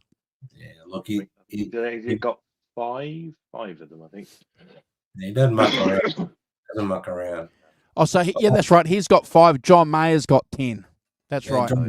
John Mayer's probably got about a million Dumbles as well because he loves Steve Ray Vaughan so much. All right, guys. Next track is "Never Give All Your Heart," and this track is a great track. It deals with obviously vulnerability and the dangers of giving yourself to one person. Obviously, what can happen if you give all your heart, you learn the lessons the hard way. I think Bonamassa's had a not such a successful romantic life, unfortunately, and he's cautioning us all, to not be too open in love with his lyrics here. His guitar work on this track, there's a little bit more rock feel to the chord structure at the start and everything. There's some The song structure, obviously, it's blues. However, Bonamassa's like really giving it that edge. There's some precise guitar work, some really polished production on this song. The solo is emotive, with a fantastic amount of space between the power playing guitar licks, I like to call it. It's like that blues power thing. There's emotional depth in this track, not only from the lyrics, but from the way Bonamassa uses that space in his playing. He leaves plenty of room for each note. And it kind of gives the song that introspective sort of quality. It's a great vocal take. The BVs are fantastic. Again, the band is absolutely cooking, and the keyboards add that mystery to the sound. So that's reset on the keyboards. This track I had to give 10 out of 10, guys, and never a skip. Simon. Yeah, this is the kind of, yes, this is sort of getting into the kind of away from the horns and into the, as you say, that huge kind of rock sound. And the guitar sounds amazing, doesn't it? That massive sound, lots of reverb and stuff. And again, the solo guitar with again that huge kind of spacey sound is amazing, but underpinned with breathy, intimate vocals. It's not too declamatory. And then you've got the big guitars in the chorus and stuff to really fill it out. A great melody as well. I think we should that there is a pop sensibility in these, and also that really nice unusual chord change he does going into the chorus as well. That's really cool. Just gives it a bit of a difference, a bit of a lift. Yeah. Great bluesy solo, plenty of feel in that, and again that big sound. And then you've got towards the end, you've got that kind of drop out just to the piano, just to give it some dynamics. And I like the feedback guitar and the kind of atmospheric feedback towards the end. That's really cool. And harmonics as well. Ding, ding, ding. He does at the end. 9 out of 10. Never a skip. Andrew. Awesome. Thank you, Brad, for mentioning, about the inspiration for the song from Joe Bonamassa's point of view, because again, we love talking about films that we've watched, music films, and we've made reference to this film. Go and check it out, because Joe talks about how he was going to run away. He met this girl and he was going to run away, and that was it. And, he was going to give it away for everything. And anyway, I won't tell you what happens. You guys have to go and watch the film to find out what happens. Isn't it the next track? No. Spin-off from it, but yeah. Anyway, I think there's a fair few spin-offs from his unfortunate love life. Yeah. But yeah, no, it's a good point, bro. That you make about this, and plus the thing is too, yeah, there's a couple of other. Yeah, you're right, Simon, because I've just remembered what the next track is. So yeah, you're right. Yeah. Where am I? I was watching the other day. I was watching that guy. We were talking about him earlier when he was talking about Eric Clapton going and film Eric Clapton. What was his name? Oh, the English guy. Rob Chapman. Nice. Oh yeah. We were talking about Rob Chapman, and Rob Chapman said that Clapton was playing quite rustily, but he said there for a second he just locked in, and he saw he did something with his thumb, and he did this wonderful vibrato, and he said just in that second, Brad, he saw the vibrato, and Clapton lifted his hand off the fretboard, and he did this wonderful vibrato. I thought, yeah. And so when I'm listening to this a couple of days later after watching that, I think, mate, go and check out Joe Bonamassa's vibrato on this track. The guy, the guy's a master. He's a master guitarist. He just, yes, he can rip the fretboard, but go and check out the opening track, the little vibrato that he does. It's just fantastic. Great lyrics, Brad. You've already nailed it there. We know the reason why. Of course.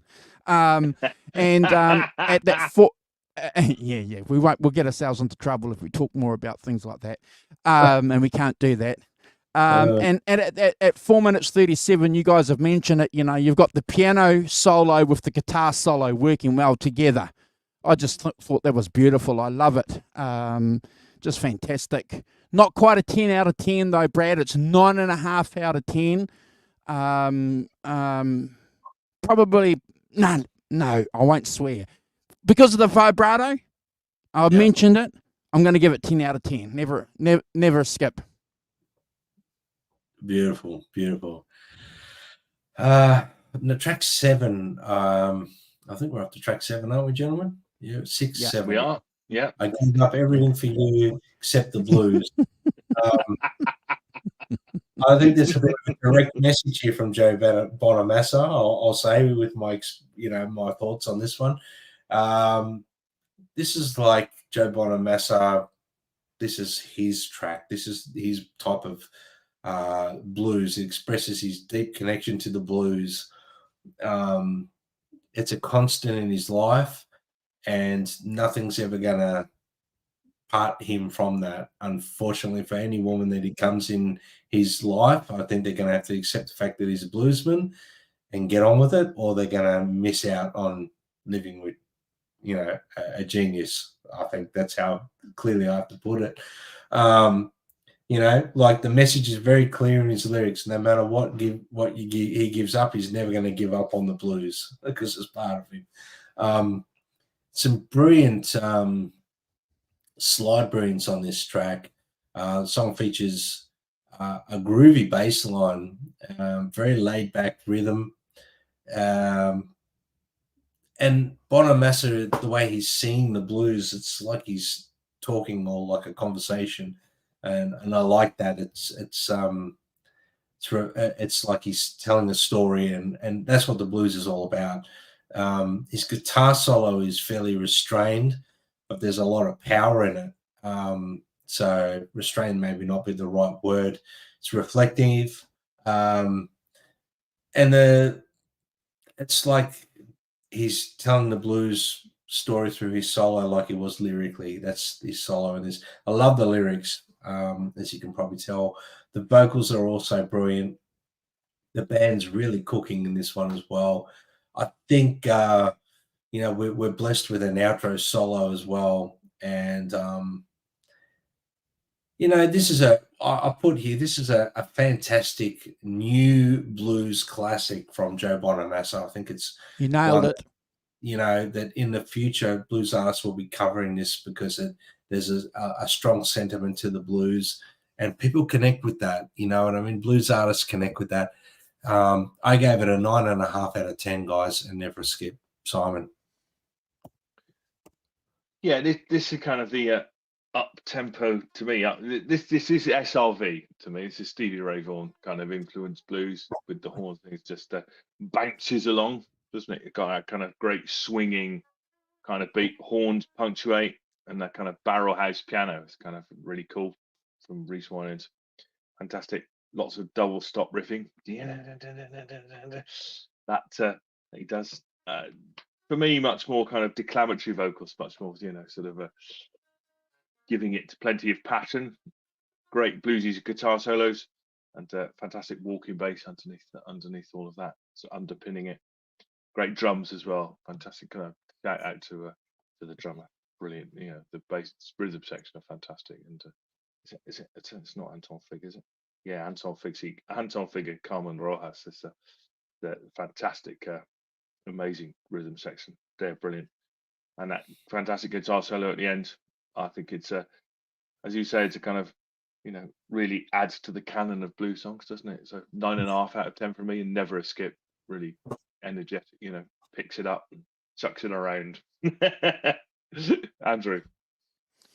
Yeah, I've mentioned, guys, when I first heard a couple of tracks already, Brad, when I first heard this track in 2010, it was like, oh yeah, if you think about classic blues that you've been listening to, Simon, classic guys from the 60s, Chicago blues, and you're listening to British blues, and then you're listening to this album, Brad, and you can understand how this song would just be one of the standout tracks from and I thought, wow, this has got it. This guy is authentic. He's taken off again from Blues Deluxe. It's full on. I agree, Simon. It's got that Stevie Ray kind of Texas full on feel. I love that, and I'd love to hear him do more of that. I'd love to hear him do some single coil stuff, Brad. Some more of that, and hopefully, because he comes out with 10 albums a year, so there's a good chance we might get 3 more albums between now and Christmas, Simon, and one of them might be a Texas blues inspired album. Cross fingers. Hugh said, look, he loves this track. Blues done right. I have to agree with him. Ellen saying, something similar. She loves it. Helene is saying it too. Classic blues song. And I think she's dovetailing into exactly what you're saying, bro. When I listen to it, this will be a track that guys will be talking about in 15, 20 years. Yeah. Definitely. Love it. I've given this a Brad score, bro. I love it. It's a great track. Awesome. Well, guys, we come to the title track, Different Shades of Blue, and once you've listened to this track, you understand why he named the album Different Shades of Blue. This is the title track and one of the most introspective and emotional songs on the album. I think it's got a beautiful guitar intro with that acoustic 12 string, and then the Les Paul comes in. I love the guitar tones on this. He's got a phenomenal sound going on here. There's a beautiful modulation sort of effect on his Stratocaster during the verses. We know the blues is sung from the heart, and Joe is doing exactly that. He's singing from the heart and soul here. Different Shades of Blue speaks to the complexities of sadness, suggesting that it's not just all blue in the same way. There's many ways to experience the blues and emotional pain. The lyrics in this song are genius, in my opinion. This is the work of an absolute genius. This song is a masterpiece. Musically, the song is sparse. It's very haunting. It's allowing Joe Bonamassa to sing and carry the weight of the song emotionally through his voice, and the guitar just complements that. His solo on this is so moving. The long bends, the flutters of notes are complementary to the emotion of the whole song. There's tons of feel on this. Like, if anyone wants to listen to how to play blues guitar, this is a go-to song. I think you've got to listen to this if you're learning blues guitar. This track is an emotional centerpiece for the whole album, and I think it's the anchor of the album, touching raw emotion and connected. This song connected with me deeply. So it's without a doubt my favorite track on the album, and I gave it 100 out of 10, and absolutely never a skip for me, guys. Simon. Yeah, it's a fantastic song, isn't it? As you say, the acoustic 12 string starts with that ascending run, and then you've got that soaring guitar that that he plays throughout the track, kind of at points, and I think that the centerpiece of this is fantastic singing, and he sings brilliantly on this. But that the chorus melody is fantastic. I said that's such a memorable piece of earworm composition. I think that that's what, to me, that's what raises it up the level. Really, is that sequence in the chorus, which is just so memorable and fantastic. Great melodic sense there. As you've said, soaring guitar playing, really, fantastic, underpinned by the organ, which gives it that kind of slightly melancholic feel. Also, an organ like that. And as you've said, that kind of soaring, passionate solo, which is archetype Bonamassa, isn't it? I mean, it's really, that's what he does, and that's how great he is. And he peels off fantastic solo, really good, not bettered, I don't think. I gave it 100 out of 10 as well. It's one of my favorite songs on the album, by a long way. It's really, really excellent song. Fantastic. Yeah. Andrew. I'm Yeah, I glad. can't Clearly add not a much. skip, by the way, either. No, I can't add much to what you guys have already said. You know, the acoustic vibe is really, really good. I don't remember or can't think of anything being a single on this track, but I think this was one that was doing the rounds back in the day, back on early YouTube, Brad. I think it was one that was doing, but definitely a standout track for me, because in 2010 we're kind of listening. We want to sort of hear some of the acoustic kind of contributions to some of these albums. Maybe back in the day, bro, I may have skipped it, you know, if this was an album back when I was 13 or 14, because I want to hear the guitars. But, you know, 2010, okay, some acoustic. Hey, what's going on here, you know?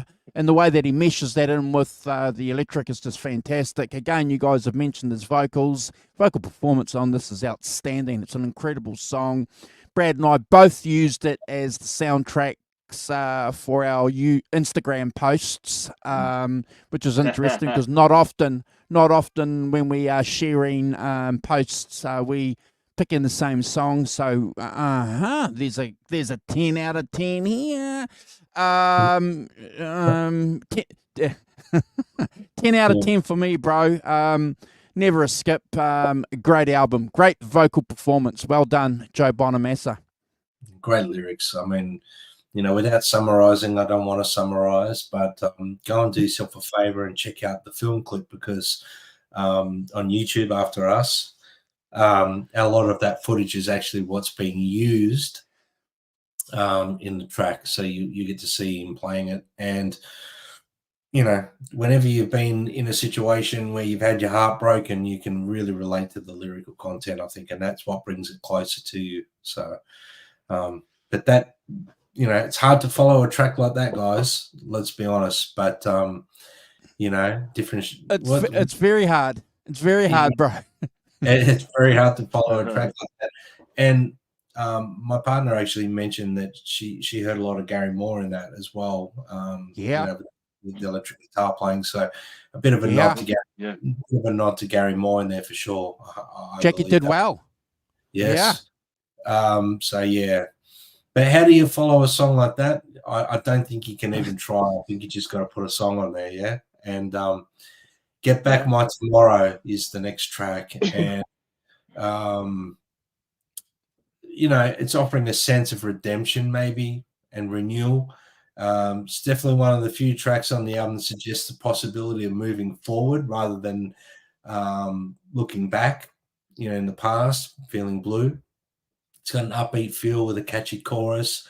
It's more of an accessible sort of sound and track on this one, with a driving rhythm, strong vocal from Bonamassa. His guitar work here held back a little bit, but it's serving the song rather than dominating. And I love how Joe does that. He really does serve the song well, especially on this album. Like previously, he wanted to show off and be a guitar virtuoso like early days, but now he's a bluesman. He's serving the song, and I think that's, you know, you talk about the greats, Clapton, Gary Moore, Jeff Beck, all these guys, they did serve the song, and that's what it's all about. Sure is, yeah. Yeah. Again, like I said, he's reclaiming lost time, but suggesting that while the past may hold pain, the future holds a lot of, you know, chance for redemption. Some wonderful musicianship on the song. The band are really tight. The solo's incredible. You know, without sort of doubling up on everything I keep saying about his soloing, it really has everything that the song requires. And I love the keyboards. I love the keyboards on this track, and I gave it a 9 out of 10, guys, and never a skip. Simon. No, you're right. It's very difficult to follow the, you know, one of the best songs on the album for sure. It's that's always very tricky to come up with that. But I think this is the right thing to do. I think you do something quite different. You know, you do a contrast thing. You know, so it's got quite atmospheric beginning with harmonics, and you know, to kind of take you away from what you've just heard, and, you know, take you to a different place. And I think that it's you know, it's successful at doing that. I think that's, you know, that's what you say about it, really. I think it's got a great riff, you know, great organ playing as well. and that stop-start chord under the singing. Again, great singing. I mean, I think he's really coming into his own as a vocalist, Bonamassa, and those kind of that dynamic guitar that plays under the singing as well gives it sort of gives it color, and as you said, that the solo is very much that kind of bluesy soaring playing that he specializes in. It's great, and you've got some percussion rattles in the background and things going on. I give it 8 out of 10, but never a skip.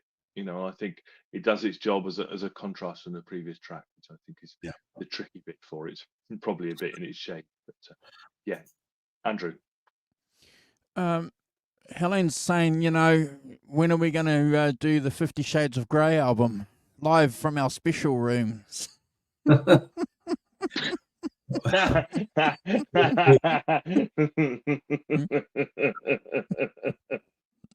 I don't have a special room anymore. It's behind him. Yes, he's got guitars in it. Hey, this has become my special room now. Yeah. The dungeon got closed down. Good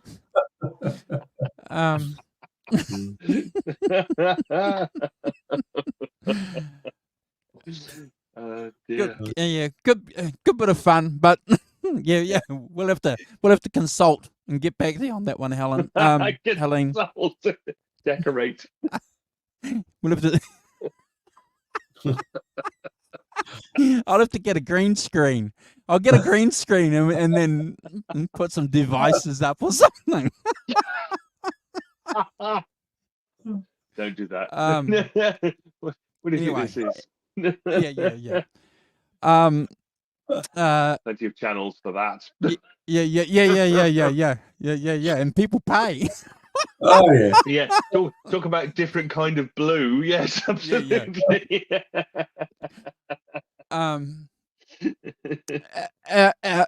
Alan's nailed it. Varied scores on this track too. Back to work. Yeah, it is funny though. Look, you nailed it, bro, when you said how do you follow up, a great track with another track, when you've got other tracks that are okay, and then you're sort of building up because you know that in the middle there somewhere, Simon, there's going to be some great numbers, and often one of the great things that, we realise after doing the show for a couple of years is that we kind of tune our ears into it, don't we? And sort of, the tonal variation on this track is just kind of there for me, Brad. One thing in particular that I liked about this track that I'll point out, I did love the bass tone on this track. Simon, it's never a skip though, and I've given this 2 and 8 out of 10.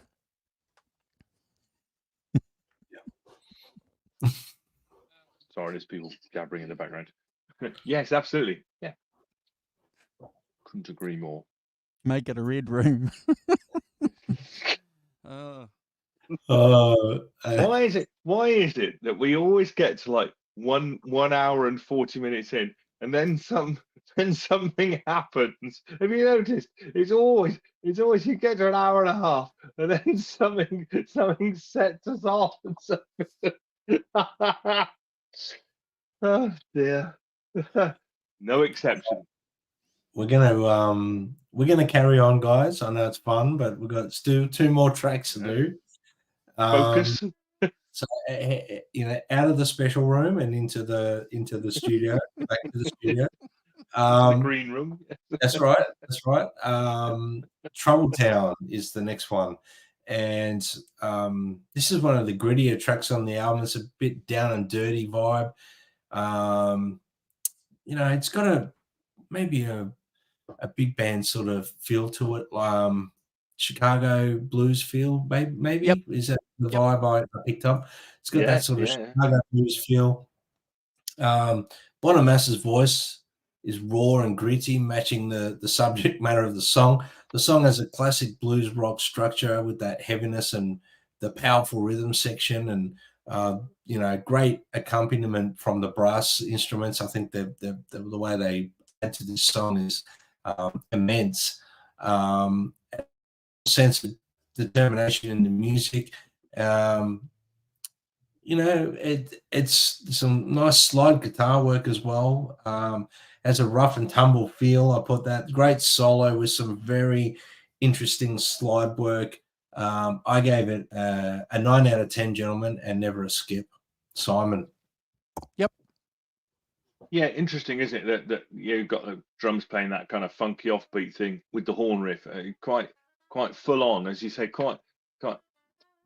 I know it's kind of benchmark for it for being live at the Regal kind of thing, but it has that kind of really big full band sound with the horns playing that bounces along. A nice bluesy piano, call and response guitar, very kind of classic blues thing going on here. But you're right. The interesting part in many ways is the slide guitar, isn't it? Yeah. Only track on the album with the slide guitar on it that's really good. Different kind of gives it a different kind of dynamic and makes him play a bit differently. Yeah, I really like this. I think this is a good, funky, bouncing song. I like the horns providing response to the vocals and good slide guitar. 9 out of 10 from me. Never a skip. Cool. Andrew. Sorry, I'm not doing handover. No, I appreciate exactly what you guys have said, and Simon, I was going to include it in my conclusion, but you've mentioned it already a couple of times, and it's not a bad thing. I think it's a very clever thing on behalf of Joe to sort of have Live at the Regal as a blueprint, not the blueprint, Brad, for this album, but certainly elements of that album being incorporated into this album, because when you consider Eric Clapton has been here he is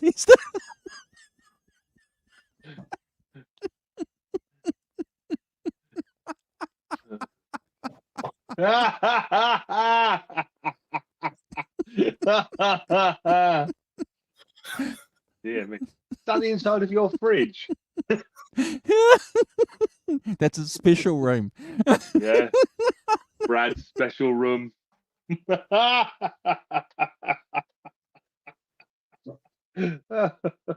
with my shirt. Goes with the shirt. You devil. Of course. Yes. I knew yes. you were a devil. I just changed rooms, guys. Sorry. Brilliant. Is that a guitar on the bed? Yes. Or are you just pleased to see me? Yes.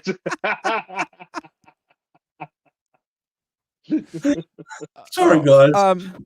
No, Bray, can you do me a favor? Can you just don't move, because I want to use this as a thumbnail, and we're 147 in. I'm gonna have to thumbnail this. Yeah, 147.34. Brilliant. Welcome to Brad's room of reflection. Jackie's gonna be pissed. Yes. Yeah, because you've never taken her into that room, have you?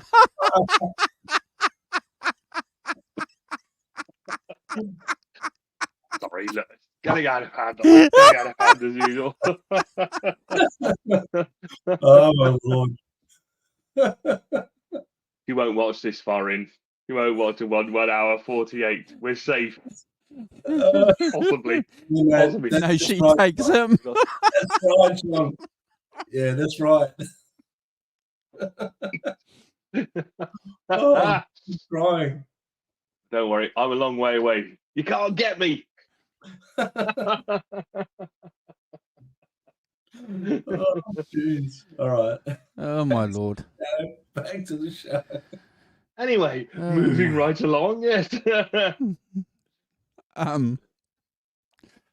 We were talking about the influence of Live at the Regal being having an influence on this album, Simon, as far as I'm concerned, and that's not necessarily a bad thing, because we all know that Eric Clapton speaks fondly about Live at the Regal, doesn't he? You know, when B.B. King passed away, he went online and did his homage to him, and he said to him, whatever you do today, go and grab Live at the Regal and listen to it. And clearly Joe, being a Eric Clapton fan, would have listened to that album many, many, many times.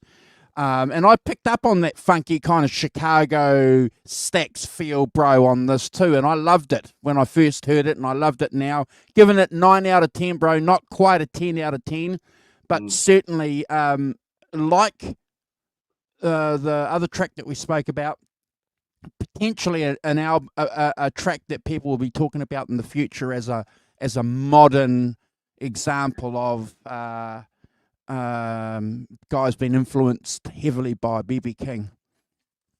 Yeah. Well, it's as Hugh says, it's ground zero, isn't it? Live at the Regal, it's kind of Oh, he nailed it. Yeah, absolutely. Yeah, that is the comment. All right.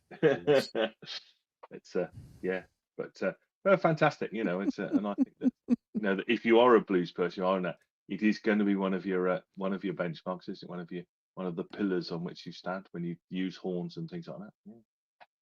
No bad thing. No.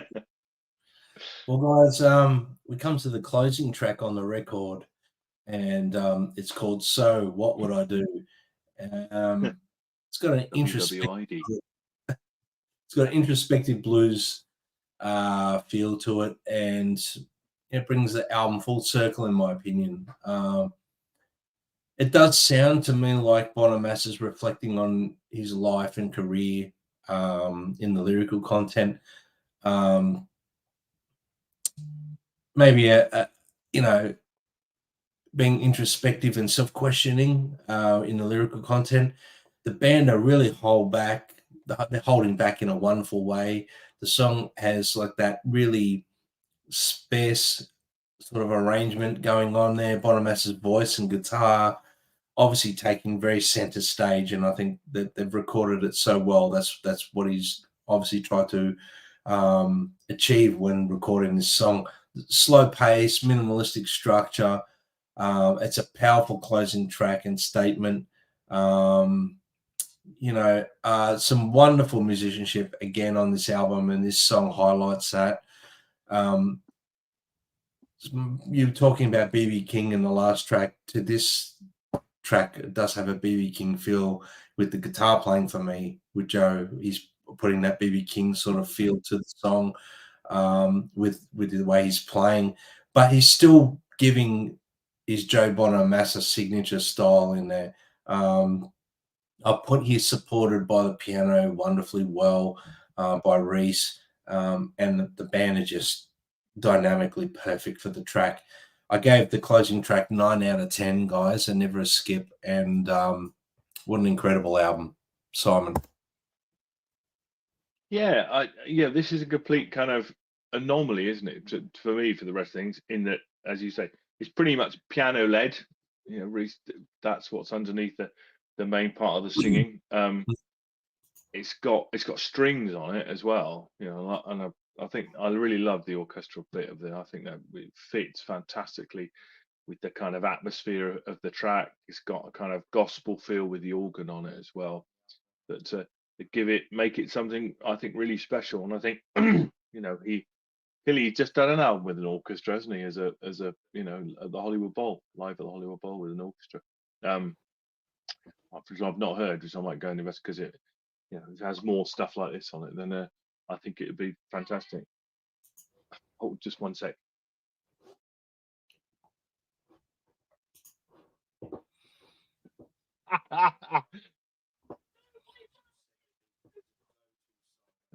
Well, you'll live. It's like my daughter's having a head fit with something. Anyway, I think the strings, I think they're perfectly pitched. I think they're perfectly done. I think the beautiful arrangement, whoever did it is, and I think that the organ, piano, strings, the swinging drums and bass under the solo, that's all lovely. And I think it has a fantastic kind of emotional center to it that I think is really good. And I think that as I say, it's quite a contrast to the rest of the album in many ways, but completely worthy of inclusion. And I gave it 100 out of 10. I think it's a fantastic track. Yeah, I'm going Brad score with this, mate.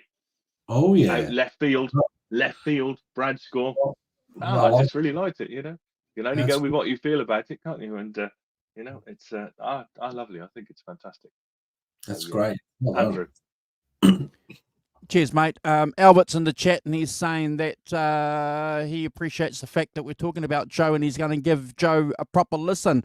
Albert, you won't be disappointed. There's plenty of albums there for you to go and check out. If you like the real classic blues, start off with Blues Deluxe. If you like some of the electric blues stuff that he did a couple of years ago that was in celebration of Cream and Eric Clapton, there's some good stuff there, Brad. This album, there's some good stuff. Go and check it out. Start with this one, Albert. It's a great album. Yeah. Different shades of blue. Yeah. Not 50 Shades of Grey. And we're going to be talking about that later. I'm going to be doing the that screenshot. What would I do? Look. You guys have nailed it. For me, it's one of Joe's best vocal performances, Brad. At the start, I said that Joe's vocals get better and better and better. He certainly saves the best for me on this track. And the work that he does with the piano, in particular, can't be underestimated. Simon, I've given this a 9.5 out of 10. You gave it a Brad score, did you? I did, yeah. Yes, yeah. And I'm not surprised that you would have given it a Brad score. I think just off the top of my mind, I think this is probably the last track on the last couple of albums that we've agreed that has been pretty good, because the last couple of albums we've done, the last tracks haven't been that good. I don't know why I'm not. Brad, why am I not giving it a 10 out of 10? Look, it's difficult to give everything a 10 out of 10, Andrew.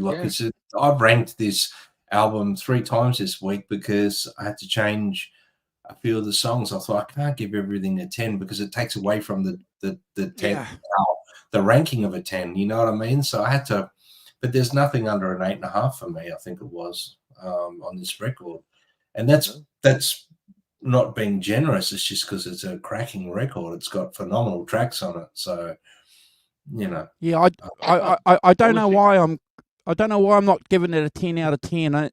But it's one of his best vocal performances, Simon. Maybe it's because the guitar just isn't. Maybe the guitar is just there and it's not doing a lot. But definitely not a skip. And also, like I said, guys, a strong, solid album closer that we haven't had for a while. Well, I agree with you, Andrew. I agree with you guys. And, well done, Joe Bonamassa. 10 years ago this month, he released this record. And, it's a phenomenal record. And I do think that this record in particular, as well as a lot of his catalog, will become very influential to some younger guys coming up into the blues scene, though, and we should all be grateful for artists like Joe Bonamassa, who's continuing to, I guess, carry the baton, of blues and or more strength to him for doing it. That's all I'll say. Fantastic. Oh, 100%. Before I flick it off to the Rock Professor, I know that you guys and we spent probably half an hour talking about it one show when he did that British Blues, celebration and the DVD. And I know that we spoke about that for half an hour and how good that was, and the backing band and how that band just let him go forward on that gig, and he just took over, and the backing band were just doing what a backing band needs to do. They weren't too flashy. The bass player was that bald guy, just plays the notes. So I do look forward to us talking more about Joe Bonamassa, because there's some cracker stuff there. But he can't be underestimated. Can't be. No. I think he's been around long enough and worked hard enough to build a solid reputation and give him credit where credit's due. Anyway, guys, thank you for allowing me to pick this record, and I hope you enjoyed it. Yeah, hope you've really enjoyed it, and I'm glad that everyone in the chat has had a go at ranking it and have given it a good listen, to the people that did anyway, and to the people that are inspired, like Albert, to go away and listen to Joe. Well, we've done our job, guys, including everyone in the chat has done their job. You know, this is why we do this, so we hopefully encourage people to go and listen to some wonderful music and give it another spin. Yeah, thanks, mate. Thank you for picking it. And as Mission, our good friend Mission, said, doing it right. Joe is a historian and a student of the blues like Eric and Mike Bloomfield and Jeff Healy. Exactly. This is one of the reasons why, Mission, we said at the start that we love Joe's, because, you know, he takes time on social media. He talks to people. He goes and buys guitars from normal people. He just comes across as a normal guy. You know, we've learnt a lot. I've learnt a lot as a guitar player from his videos over the years. Me too. Wow. Me too. And, you know, because he uses Jubilee Marshall heads, it's given me like a lot of, what's the word, determination to pull a good tone out of my amps instead of changing and trying to, you know, sell amps to buy amps and this and that. I've just stuck with my rig and just worked with it. And that's what Joe has done wonderfully well. In a lot of, there's a, you know, a video going around, we've spoken about it, where he talks about how you can get multiple sounds out of a Les Paul. And go and watch that. That's fantastic. One of the best videos ever. And because that's, oh no, we might, if we play that live, we'll probably get into trouble, won't we? Yeah, we can Andrew, maybe you can share it on the community page some point down the track. Yeah, I will. Oh, yeah, I will. And I will also be sharing some screenshots. I've just flicked a screenshot to the Rock Professor and Brad revealing finally his special room to us all, the debut of the special room. So we look forward. We look forward to maybe we might get a personal tour. You know, hit that notification button for a personal tour. Rock Professor's got the pick for next week, is he? Yes, I have. And I know what we're doing as well. We are going to be doing, I'm going to announce it now. Why not? We're going to be doing the first album by the Delaware Destroyer himself, Mr. George Thorogood. Oh, wow. Awesome. Oh, yes. Yeah. The Delaware Destroyer is coming to the British Electric Blues Show. Oh, parts of it are good. Oh, yeah. We're doing the first album. Yeah. Gosh, I drank so much beer listening to, oh my Lord, and got into fights listening to that album. It's going to send you back Lord. It's going to send you back into therapy. Oh, God. Oh, my God. One bourbon, one scotch, one beer. Yes, oh, my Lord. It was actually, so my mate, it was, when we were singing, it was one bourbon, one scotch, 24 beers. 24 beers. We're out of here. It's Eric Clapton in his drinking phase. 24 beers. But anyway, that's next week's pick for me. The first George Thorogood and the Destroyers album. It's fantastic. All right, you want to say goodbye to everybody, Rock Professor? I will say goodbye. So Tony Bowen, thanks Tony for joining. Hugh Caldwell, Helene O'Hara, John ZD. Yes, stop playing other people's videos live. Yes, no, we're learning. Phil Byers, Ellen, of course, Mission RD 100, Albert Arthur Parsnips. What a great name that is, Albert. Thanks for joining, and enjoy your journey into the catalogue of Joe Bonamassa.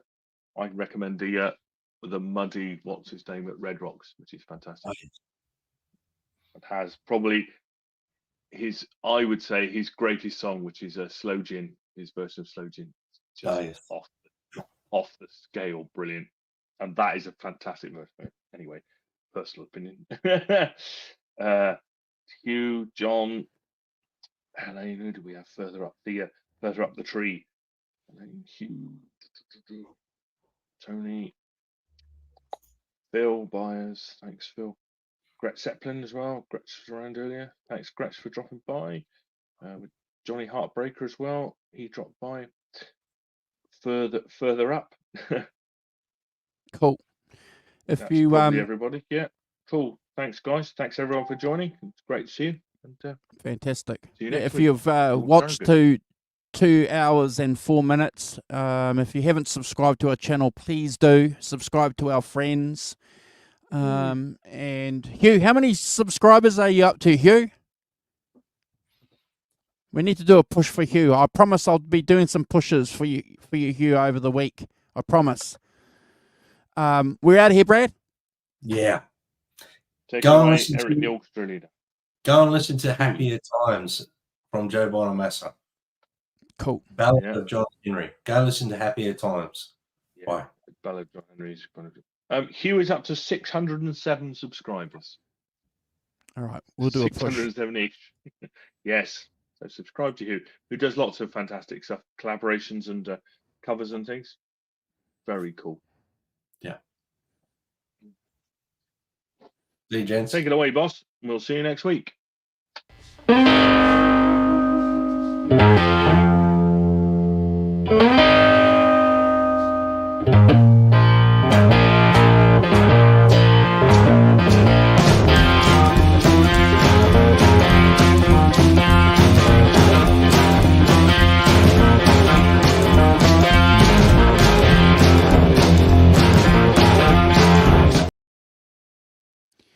Brad, I told you, bro.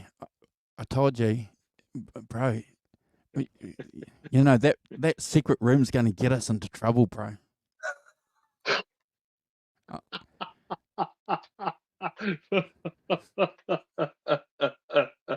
You know, if I put that out on social media and you get into trouble for it, bro, don't you come back?